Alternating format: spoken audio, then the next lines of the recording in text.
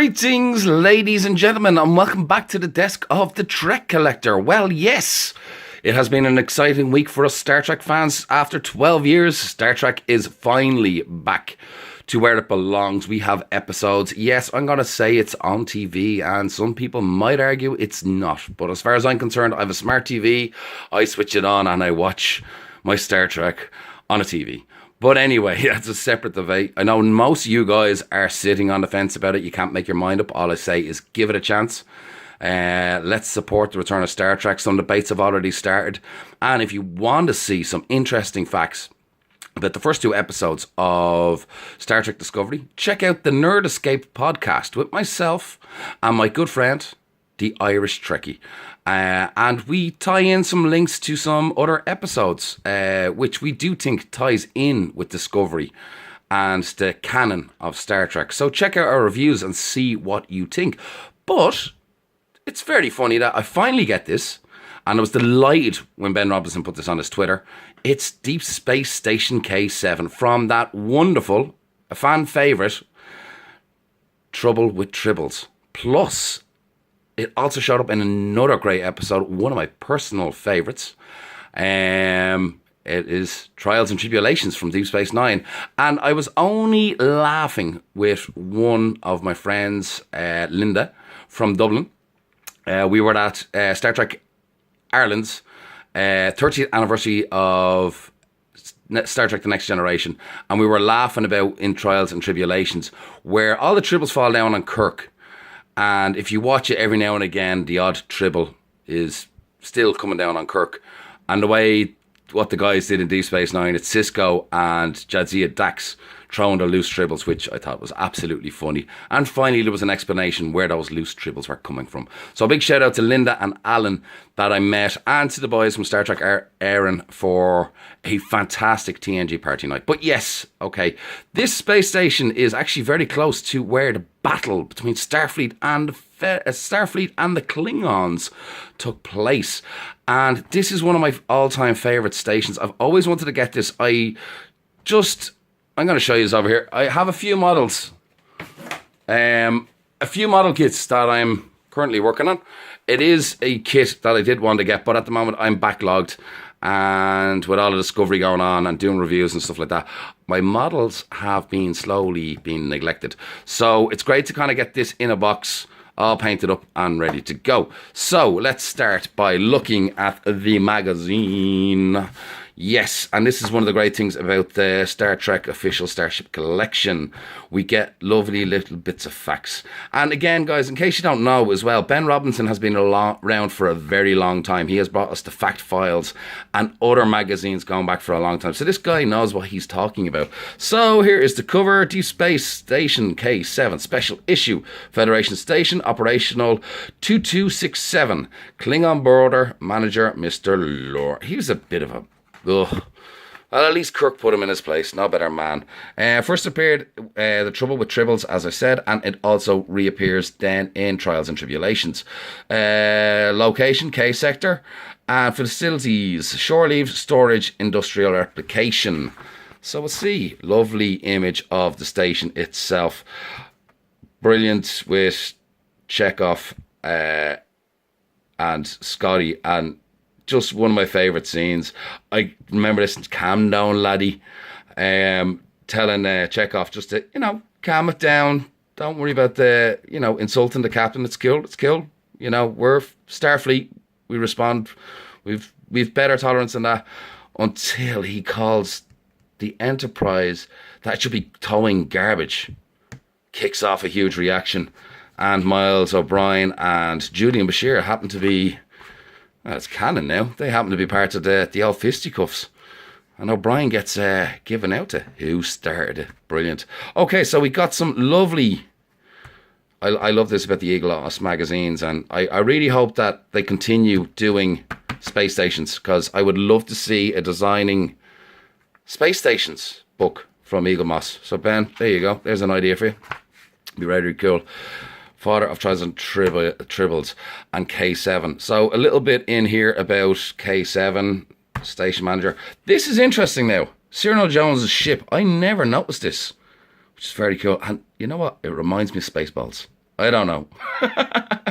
Interesting, but very, very cool. Again, making trouble with tribbles. Just looking back. So, not too much on designing the space station. I believe it was Matt Jeffries, if I am correct. Maybe I'm wrong, but I think it was Matt Jeffries. Getting back in trouble. Tribbles, oh, you gotta love it. Cisco being cheeky, sneaking the old autograph from Captain Kirk. Who'd blame him? I do the same myself. And then there's a little bit about remaking K-7 for Deep Space Nine and remaking the Enterprise model. Any excuse, guys, isn't it? Any excuse. So, let's put the magazine aside and get to the box. So what I'll do is I'll just open it up just to see how well it's packaged, and then I'm going to pause and I'll take it out of the box then. But just so you know how it comes packaged. So, again, it is well protected by styrofoam. I think I'll pause it here for just 1 second. So there she is, nicely protected, and that's her inner case. So again, I'm going to pause the video and I will take it out of the box and we shall take a look at the station herself. Okay guys, so here she is in all her glory. So retailing price is €31.99, £24.99, and in the US it is $44.95. Thank you ISO for the dollars amount, because I know some of you guys ask. I keep forgetting. I keep thinking most of you are part of subscribes to the collection all the time, but it is handy to get the prices. So here she is. She sits well on her stand, I do have to say. Quite nice. Now, we got to remember that this is back from the 60s. So again, and the great thing about Matt Jeffries is the elegant, simplistic design that he comes up with. So let's have a close little look in here. They didn't include the little space shuttle or Cyril Jones's spaceball craft, I'm going to call it. His little camper van of love. His space camper van of love. We do have the KC, the KA, and the KB details in there. We'll go in close. If we can see. Okay, so again, you can't ever see too much lights on the domes, but at the top, sticking out, we do get the lights. Probably a bit of white at the top of the tips there, but I'm not going to knock them on that one. We have our K-7, maybe a little bit crooked there. Painting alignment on the little windows at the top seem fine.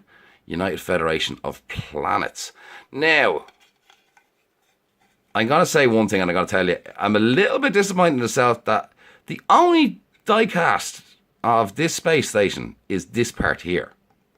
And the rest is plastic. So, I do think, as much as I love it, I do think that is a little bit of a letdown. I do think there could have been a little bit more die cast in it. Now, I've always said it before, I am not too pushed about the die cast once the detail is correct. And in fairness, it's pretty damn good. I'm not going to argue with it. I'm quite fond of this model. I think Ben has done a great job. He did announce on Twitter, we replied to somebody, that space dock will be coming next year.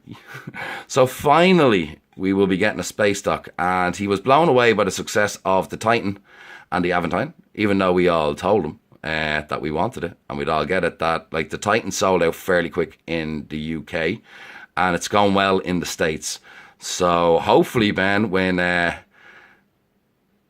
you do space dock, please make sure we have plenty in stock, because I'm sure space dock is going to be a big sellout. So let's get in close and dirty here. So we'll look at the pods, and yeah, this is nice. We've got the little nav light there, and again here and there. There's really not too much to get in. Like, this is what I love about Matt Jeffries' work, and I'm nearly 100% sure it is Matt Jeffries.